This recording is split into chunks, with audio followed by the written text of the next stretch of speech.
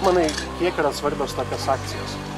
Aš manau, kad yra labai svarbios tiesiog, nes yra vaikų saugumas ir kiekvienas tėvas ar mama turi mokinti savo vaiką ir per perėją pažiūrėti į kairę, į dešinę, kad nėra mašinų, nes tai yra gyvybiškai svarbus klausimas.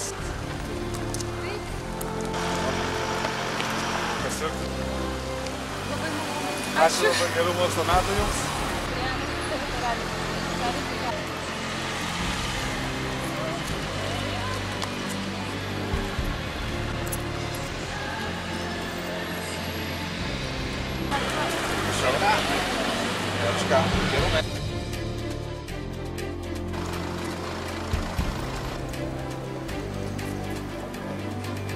Aišku, vairuotojams reikia neskubėti visą laiką pristabdyti prie visų tų perėjų.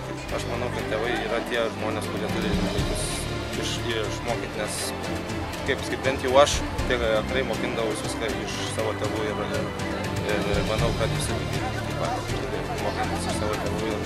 Ir tas tėvų toks, ta priežiūra yra labai svarbi.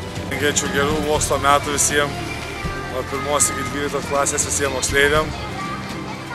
Tiem mažiem, kurie tik pradėjo eiti į mokyklą, tai būtinai eikit per perėjas, žiūrėkit į kairę, į dešinę, gal einate vieni ar su tėvais, būtinai išvalykite tada per perėją.